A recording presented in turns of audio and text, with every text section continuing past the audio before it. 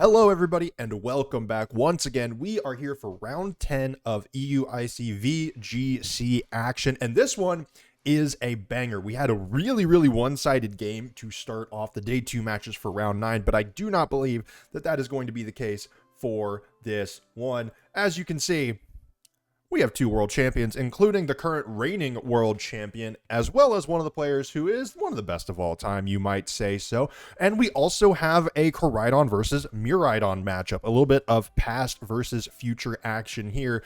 When you get to round 10 here, getting to 10 wins is kind of the big threshold to, okay, I can make top 8, or I can make top cut really close here. And so we have another look at Wolfe Glick's team. We saw Wolf a couple rounds ago. So once again, we are seeing this Koraidon Sun Protosynthesis, what am I thinking? It's called Shadow Tag and Perish Song. It's called Perish Trap. That's what it's called with this Perish Trap duo. We didn't see the Perish Trap duo in the previous on-stream matches. I'd be super excited to see it come in this one, although who knows. You do also have the Koraidon, Amoonguss, Incineroar, and Fluttermane that just make a really strong core of 4 Pokemon that do a ton of damage and provide a lot of utility, flexibility between the 4 of them. And then the Screamtail and the Gothitail with the Perish Song on the Screamtail and the Shadow Tag on the Gothitail, bringing in that pretty iconic Wolfe Glick kind of signature Perish Trap team. On the other side, though, we have Luca Ceribelli,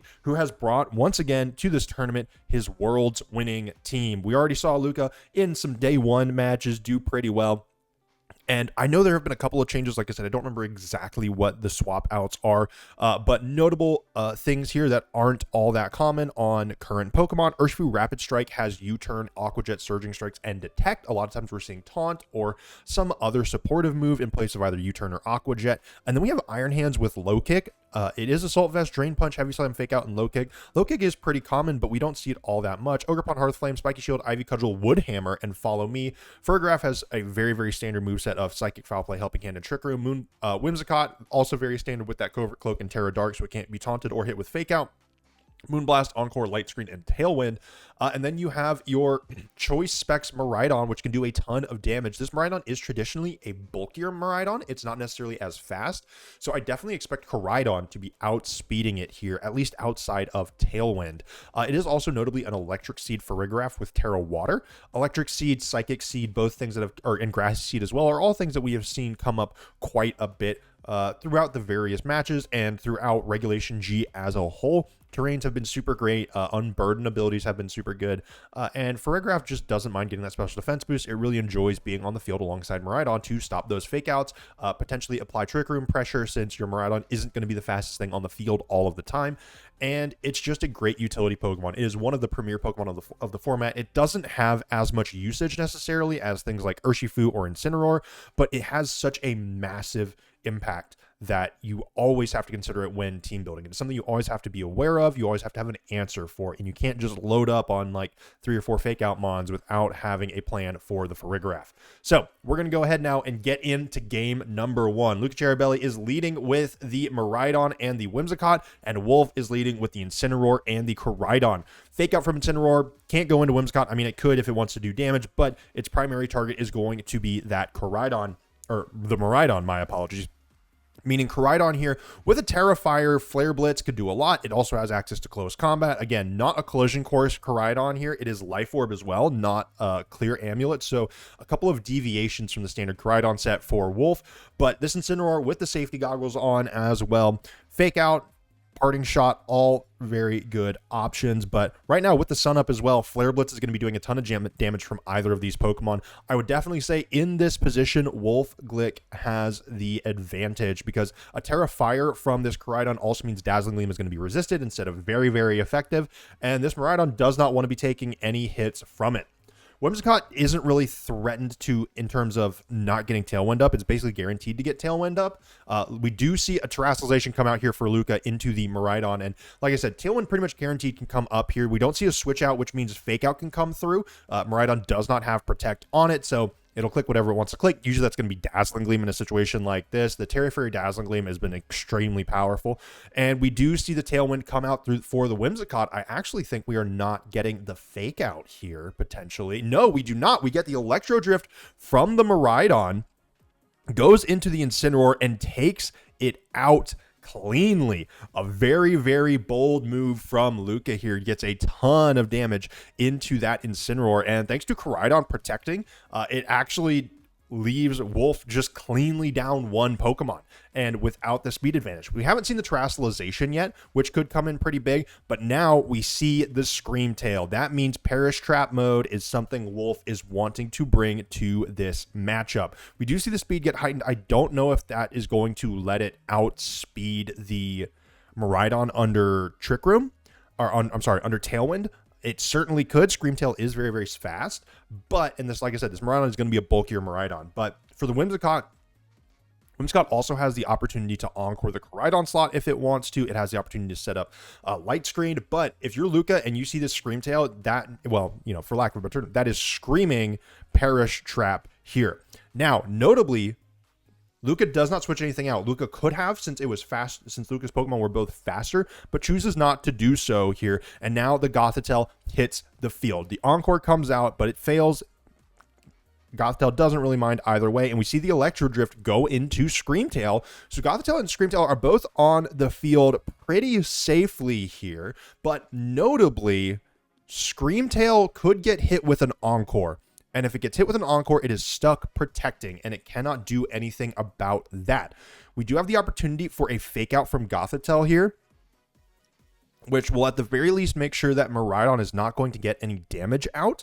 But like I said, Encore as well into the Gothitelle can also make things a little problematic for Wolfe. We do see the Terastallization here. We do know that the Screamtail is Terra Dark, and that is exactly what we're going to see. So with this being Terra Dark, Encore isn't going to be able to do anything as it is, as Whimsicott is Prankster, and that, you know, we love that Dark type buff. So at the very least, I keep almost wanting to say Jigglypuff, all of Screamtail's moves are going to be alive and active, and Luca called it, went for the Moonblast into that spot. It's super effective, but it doesn't take down Screamtail down to half. Miraidon does flinch, and we see the disable here. So that is the Electro Drift that is no longer going to be used, no longer accessible for that Miraidon, and it is only going to be able to struggle as it has choice specs on.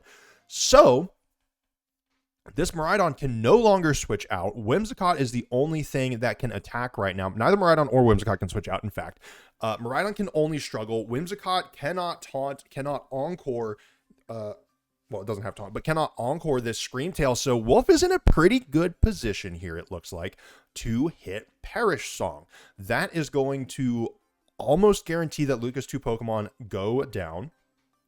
Gothitelle as well, having that leftovers means that it's going to be able to remain pretty healthy across the board. And we see the Moonblast come out once again into the Screamtail. Takes Screamtail down to 62 HP. Miraidon has no moves left, and we're going to see that first struggle come out, and it does not do very much, as it also takes recoil damage. And now we see the Encore onto the Whimsicott, notably, so it is stuck using Moonblast. That is pretty big, and Psychic comes through into the Whimsicott. It does a little bit of damage, but not quite enough, and notably Screamtail here will go down to another Moonblast, which you know that Luca has to click. Tailwind goes down, so now speed control is a little bit iffier, and this is where things get really, really interesting. So the one option that Wolfe has here is to try to figure out a way to click disable into Whimsicott. I'm not sure if that is going to be a successful thing that Wolfe wants to try to bring out here, as that would mean that Screamtail is stuck, or Screamtail is going to go down most likely, but Screamtail is faster without the Tailwind, and so Whimsicott no longer has Moonblast, and Luca is has two Pokemon stuck on the field without any moves that they can use, and Struggle is doing next to nothing here. This is absolutely massive. Psychic comes out into the Whimsicott once again and does a pretty good chunk of damage. The sunlight fades, so while Photosynthesis does wear off, Wolfe is going to be able to bring the Screamtail, or bring the Koraidon back in, and notably booster energy, make sure that the Screamtail is still the fastest thing on the field. The electricity disappears from the battlefield. Miraidon isn't going to be able to up that again. And so now for Wolfe, this is a really interesting spot. This is such a dominating spot, it feels like. If you are someone who wants to learn how to play this Perish Trap strategy, this is exactly what you're looking for. Disable comes through. Unfortunately, it doesn't work. Whimsicott is still going to be struggling here. It does a little bit of damage into Screamtail, but Luca is just unable to do anything. Miraidon is also going to be struggling here. I'm wondering if you're Wolf, what you're going for, but normally the Screamtail should be the fastest thing on the field, and we see the taunt, and that means Whimsicott is also going to have no moves. I mean, Wolf is just has taken this game from losing an Incineroar, going down a Pokemon, to taking advantage of choice specs really, really well. Got a really, really good switch in with this Gothitelle, and it's very, very bulky. And now Wolf kind of just gets to have his way with the rest of Luca's team here. And one big thing is, if you're Wolf, I don't believe that you want to take one Pokemon out at a time here. If anything, you probably want to try to get both Pokemon KO'd cleanly, and then have a situation where you're towards the end of the game, you have a Pokemon advantage, and you can click Perish Song. Your opponent would have no opportunity to switch anybody out, no opportunity to do anything else, and we actually see here Wolf bring in the Koraidon. Luca can't use really anything with either of his Pokemon right now, and is going to have to switch them out if he wants to do anything. Disable comes through again. Once again, it does not matter. We have 3 Pokemon on the field that really just aren't doing anything. And so this Koraidon is on the field now. It's going to be taking a little bit of damage, and it's going to be able to start taking KOs here soon. Whimsicott is going to faint due to struggle taking itself out, and Miraidon is going to be going for a struggle itself. Screamtail takes a little bit more damage. Miraidon's damaged by the recoil, but it goes down. Again, it takes itself down. Both of these Pokemon were forced to KO themselves. That is absolutely brutal. So now Wolf has Koraidon cleanly on the field, has Screamtail on the field and active. It's going to be the fastest thing almost certainly, depending on what else Luca brings. Ogerpon is pretty speedy, but I don't think it's going to be fast enough, and Iron Hands is certainly not going to be fast enough. Now, that said, Iron Hands can use Fake Out, but Wolf can just double protect, and then after this turn, he can just use Perish Song if he so chooses. Now, if I'm Wolf, I am still a little bit worried about how much damage Luca has on the field. There isn't electric terrain up, so Iron Hands is not as strong as it could possibly be. But this is still a lot of damage that is currently present, as well as the potential for super strong Wood Hammers, critical hit IV Cudgels out of this Ogerpon. Wolf does have Gothitelle in the back that is going to be able to fake out one of these Pokemon and make sure that it's that there's one turn of damage that is mitigated, and the Drain Punch comes out as well. So this is, again, your Wolf is still not guaranteed a victory in this position. Well, when I say he's not guaranteed victory, not every single player, unless you're Wolfe Glick and you have hundreds and thousands of hours on this, maybe not thousands, but you have hundreds of hours on this team, Wolf probably has a guaranteed path to victory here. I personally do not know what the 100% is, but looking at it, yeah, potentially getting Perish Song up looks, from my position, it looks like it could win the game. Perish Song goes up 3 turns until every Pokemon on the field faints. As long as Wolf can keep one Pokemon alive. Well, actually, you know what? I don't even know if Perish Song is necessary. Ogerpon falls. Koraidon is going to take a lot of damage here from a potential Iron Hands Drain Punch, or really anything with that HP drop as well as the defense drop. That's going to do quite a bit. Low Kick does a ton, and Koraidon goes down. Now, Perish count is going to fall to 2 or fall to 3 here for this Iron Hands. Gothitelle, though, is going to come in. It has Fake Out. That is going to drop Iron Hands Perish count down to 2. And then it has the opportunity to protect on the next turn, which will drop Iron Hands Perish count down to 1. The question then becomes, does Gothitelle lose, or does Gothitelle get one shot by this Iron Hands? Because Screamtail, since it's faster, will get KO'd, but Luca doesn't even want to deal with it, and Wolfe Glick takes game 1. It looked scary on that first turn, but with some really, really nice disable encore strategies, some Perish Song, some Shadow Tag. It's such a unique strategy. It's really, really hard to pilot, but Wolf was able to manage it perfectly. The other thing, though, if you're Luca, it's hard to play against this strategy.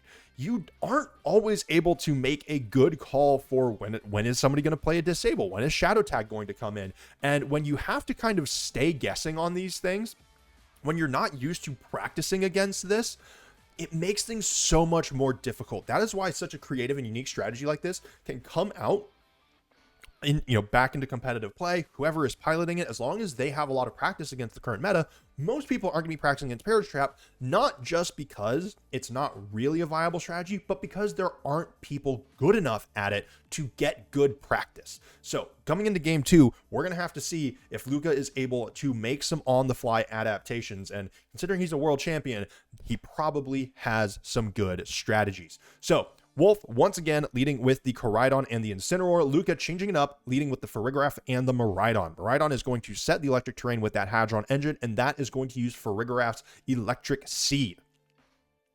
So, notably, this does make Farigiraf a little bit tankier, specifically in this scenario up against these very, pretty strong offensive Pokemon. Like I said before in the previous game, Flare Blitzes here in the sun are going to do a lot of damage. Koraidon is most likely outspeeding Miraidon here, and there is not an opportunity for Tailwind to get set up.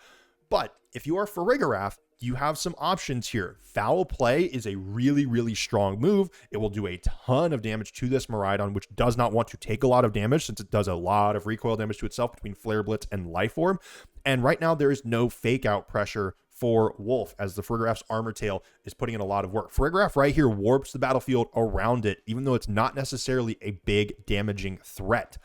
So Wolfe goes for a Terastallization here into the Terrafire Koraidon, hoping maybe to be able to get a knockout here onto the Farigiraf or Miraidon, and hopefully maybe stop Trick Room from going up or delaying some major damage. Miraidon does not Terastallize here. Koraidon gets hit by the recoil and loses some of its HP. I'm imagining Miraidon, yes, Miraidon does get an attack off here. Choice Specs Electro Drift is going to do quite a lot. We saw it take down the Incineroar before, and it does so again. I don't know if that's a roll or if this Miraidon is just that strong. So Incineroar falls once more, and we see the Trick Room come out. This makes Miraidon faster than the Koraidon, and even though Wolfe is in a very similar position as game number 1, this Farigiraf alone can make things wildly different. Gothitelle can't use Fake Out, and Screamtail in the sun is going to be slower in Trick Room than the Miraidon, and that is absolutely massive. This game, like I said, is flipped completely on its head from game number 1. It's a very similar situation.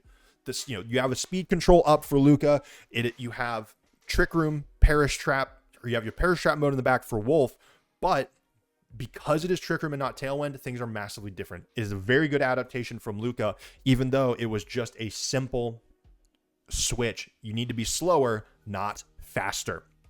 So Gothitelle can't use Fake Out here. It can use Taunt on the Farigiraf, which could be pretty big, but Farigiraf could use Foul Play into either of these slots. Koraidon doesn't want to take it. It is going to be super effective against Gothitelle. I don't know if that's necessary, but you might want to be trying to take down this Koraidon as fast as possible. If you're Wolfe, I think the goal is try to stall out Trick Room if you can, but does not protect on the Koraidon. Psychic Noise comes out, does quite a bit. Or I'm sorry, just Psychic comes out quite a bit into the Koraidon, and Electro Drift into the Gothitelle. So Koraidon is still on the field and is still able to do a good bit of damage here. And we see the Flame Charge, not the Flare Blitz here. So not quite doing as much on this, but it does take down the Miraidon. This is pretty big. Koraidon speed does go up, but I don't think that matters too much in this scenario. It was already probably the fastest thing on the battlefield. It's only going to be able to do a few more attacks here at most, thanks to that Life Orb recoil damage. But we see the Ogerpon Hearthflame come out now, and with it means a lot of damage for Wolfe. Koraidon does not want to take a hit from the Ogerpon, but unless it protects, it's going to kind of have to, or switches out here. And we know that Screamtail is in the back. Luca knows it as well since seeing the Gothitelle that screams Screamtail. Screamtail back on the battlefield. Once again, it's going to be super, super speedy here thanks to the Photosynthesis. That sun is on the field for, I believe, 2 more turns. And we see a Terastallization coming out for Luca. That is going to be a Terra Fire Ogerpon Hearthflame. That Hearthflame mask getting nice and shiny, and a very strong Ivy Cudgel could come out here into either of these slots. That is going to be an attack boost on the Embody aspect, and this was going to do a ton of damage. Psychic comes through from the Farigiraf once again. We know this doesn't do too much to the Screamtail, and we get the taunt out of the Gothitelle. So Farigiraf, by the time Trick Room goes down, the taunt is still going to be up, so Farigiraf will not be able to use Trick Room again, most likely, at least for the couple of turns past that. But we see a very strong Ivy Cudgel here. Gothitelle has fallen. That Shadow Tag is gone. And now Wolfe is in a very uncomfortable situation with a non-attacking Screamtail that is going to be probably the slowest thing on the field, and a Koraidon that is going to be the second slowest thing on the field, up against Psychics, up against Ivy Cudgels. There's, I believe, one more turn of Trick Room here that Wolfe can try to stall out, but I guess if you're Wolfe, the big thing here is that Miraidon has currently fallen already, but this Koraidon doesn't have very many attacks left in it. It only has a little bit of juice in the tank. It needs to take 3 clean KOs here. It cannot risk getting it. It cannot risk taking a 2-shot on anything here. So the Ivy Cudgel comes through. It was a double target, or well, into both protect. Both protects do their job. And now, okay, Trick Room is still up. Wolfe needs a double protect here on both Pokemon to really even have a chance. And if that doesn't come through, that is going to be a pretty clean game 2 going over to Luca. Now, Luca is sitting here and thinking like, all right, what's going to happen if there's double protect? Can I make some moves out of it? Koraidon does get to protect, but Screamtail does not. That is going to be Screamtail down. But if you're Wolfe, I mean, you know, you needed Koraidon to take the KOs anyways. This is going to be a very interesting end game. At the very least, though, I mean, if you're Wolfe, finding a way out of this is incredibly difficult. If you're Luca, finding a way to lose this is incredibly difficult. As long as you just keep attacking this Koraidon, you are pretty much guaranteed a win. And with the sun going down as well, that means that Wolfe is just in an absolute pickle. But this is, again, a situation where, all right, maybe you take a moment, think about what game 3 is going to look like, make some adaptations if you are Wolfe. This is a great adaptation from Luca going into that Trick Room mode, and Wolfe just was not able to respond. Was very prepared for, you know, essentially having the same game plan as before, right?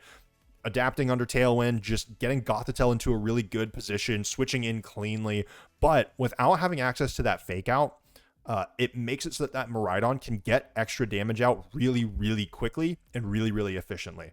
And at the end of the day, not having that single turn to get some extra moves off, to get some more utility coming out, spells the end of game 2 for Wolfe.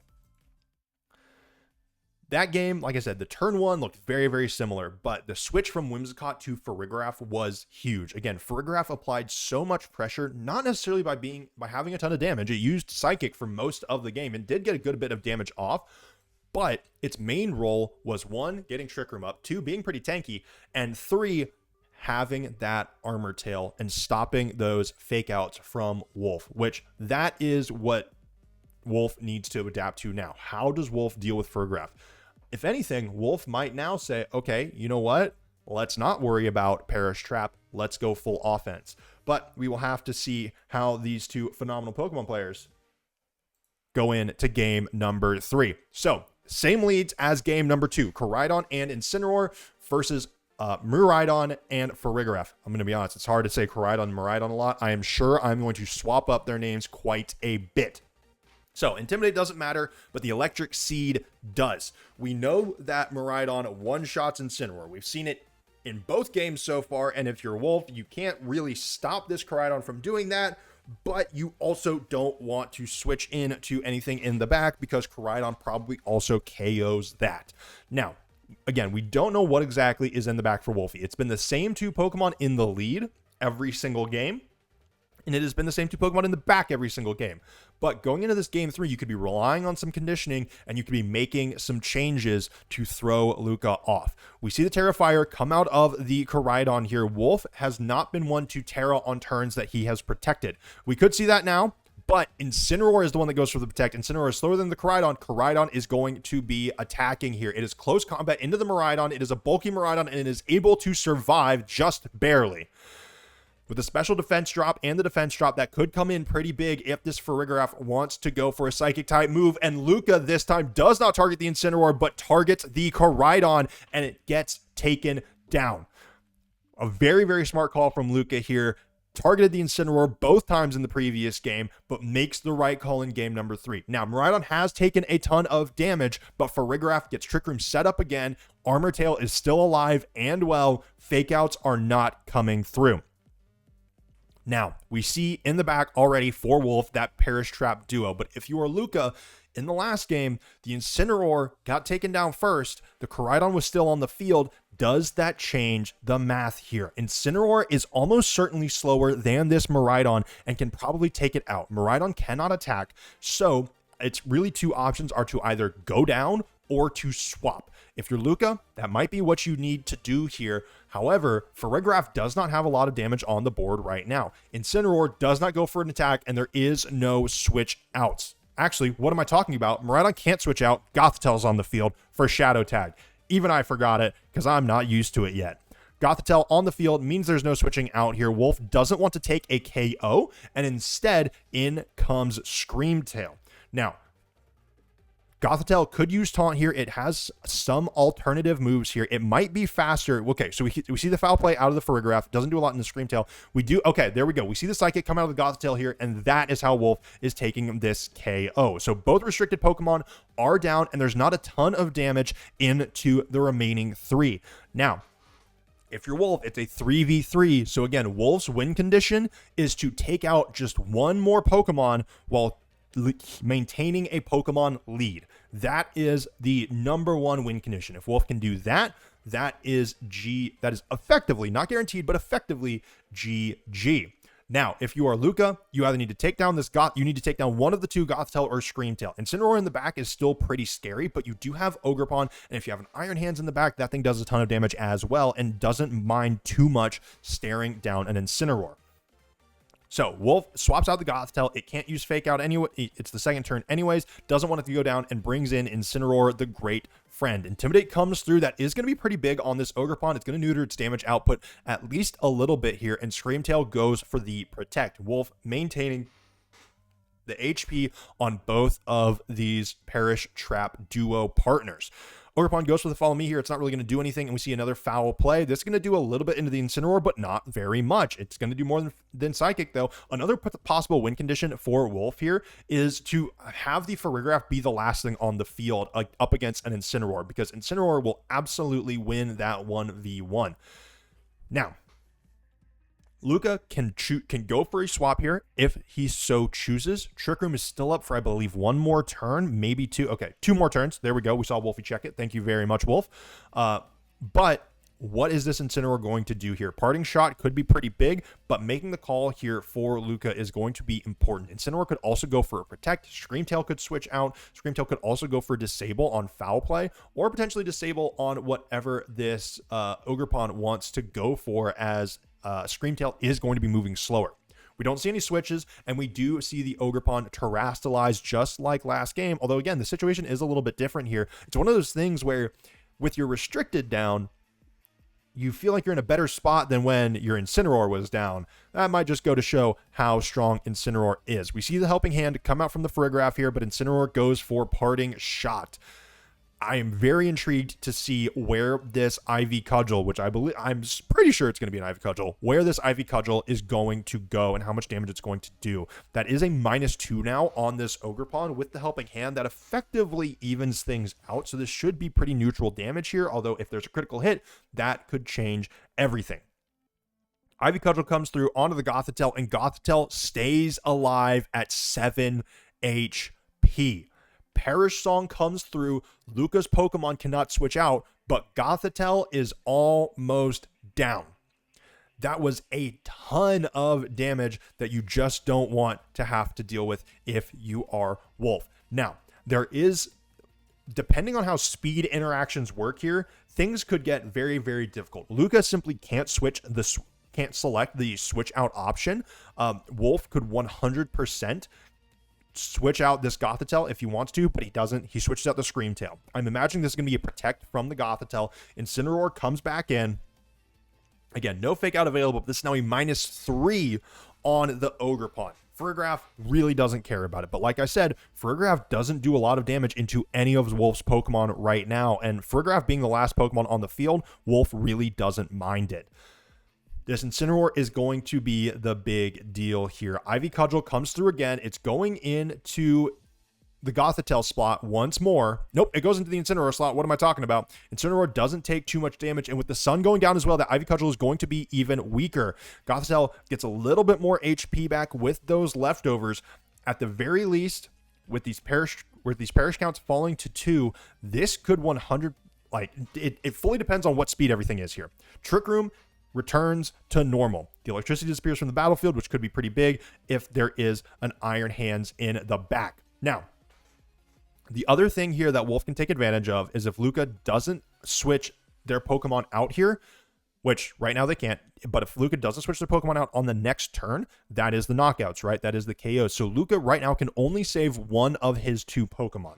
He can only keep one of them alive. The Pokemon that's in the back is going to likely have to take some damage. Wolfe can try to make a really good call here, try to figure out which Pokemon Luca wants to save. And quite frankly, if you're Luca, I don't think you want to save this Farigiraf. Farigiraf just does not do enough damage. Even if Screamtail comes onto the battlefield and it's the last Pokemon, Screamtail can disable for all of Farigiraf's moves and force Farigiraf into a permanent state of struggling until it takes itself down. Screamtail comes back in here. Gothitelle is the one that switched out. And now this is where, once again, Wolfe can take advantage of Shadow Tag's mechanics here. Luca was not able to even take the option to switch out on the previous turn due to Shadow Tag being present. But if Screamtail is currently the fastest Pokemon on the field and Gothitelle switches back in, then that should mean with Shadow Tag back on the field that Luca cannot switch out. But Wolfe doesn't even need to risk it. Wolfe switches out the Gothitelle, brings the Screamtail in, and Incineroar is the slowest Pokemon on the battlefield. Gothitelle gets to come back in and guarantee that Luca cannot switch out on the next turn. Wolfe can protect with both Pokemon here. These perish counts are going to fall to 1. None of Wolfe's Pokemon are currently under Perish Song here, and with a double protect, Luca's 2 Pokemon here are going to faint. We see the protect. We see the protect. Now, what does Luca have in the back? Is it strong enough? Would it potentially be able to take 3 pretty clean KOs in a row? Because Screamtail is going to be able to click Perish Song once again. Screamtail goes for the protect. Gothitelle is going to go for the protect, and Luca cannot switch out. This is a masterful use of Perish Trap, and the difference that we can see here from the Koraidon being live versus the Incineroar being live is a damage threat versus a pivot threat when you are trying to use Perish Trap. Having that pivot utility with Parting Shot is absolutely massive. Incineroar allowing for multiple clean switches a turn, especially with Wolfe knowing exactly where Incineroar stands on the speed tiers, makes it much easier for Wolfe to maneuver. Having those additional options to switch is so extremely powerful. And while Koraidon can do a ton of damage, it does not have that flexibility, it does not have the utility that is required to make this Perish Trap team flow. And now Luca has one last Pokemon to bring out here. It is going to be that Iron Hands. It has the opportunity to fake out here into the Screamtail, which in theory could delay its descent from Perish Song that much longer. But at the end of the day, it is a 3v1, and with the opportunity for Wolfe to continuously cycle through some Intimidates and some Parting Shots here, as well as fake out from both Gothitelle and Incineroar, I think Wolfe has this game just about in the bag. We don't see Luca concede yet. You never give up, never surrender here, and Incineroar makes another appearance. Additionally, Wolfe also doesn't need Gothitelle anymore for that Shadow Tag. It doesn't mind being able to use Psychic, but at the end of the day, there's only one Pokemon left and it cannot switch out. A critical hit here into the Incineroar is pretty big, but the Psychic comes through into the Iron Hands, does a little bit of damage, and as you can see in that player cam here, Luca has taken the headphones off. That is often a sign of concession here. The leftovers restore Gothitelle's HP by just a little bit more. Fake out comes through into the Iron Hands. It cannot protect. It'll have to take another Psychic, and Luca has withdrawn. Wolfe Glick with another on-stream win, this time with some masterful Perish Song Shadow Tag usage. This is the exciting gameplay that you want to see, right? Like a lot of times in these single restricted formats, it's all about a lot of damage. Towards the beginning of the day one matches, we were talking a lot about tempo and being able to control the flow of the game. That is what Perish Trap does to a massive degree, right? The whole concept is to get your opponents stuck into a defensive position, a position where they don't feel great going on the offense, getting a ton of damage out, where they feel like they're on the back foot a little bit, and then just make them get literally stuck there and take as much advantage of it as you can. And Wolfe with a very, very masterful showing in game 1 and game 3. Props to Luca for making a very smart adaptation in game number 2. But at the end of the day, it's not the world champ difference because they're both world champions. But at the end of the day, Wolfe Glick comes out on top. Until next time, be safe, be smart, make wise decisions, and farewell.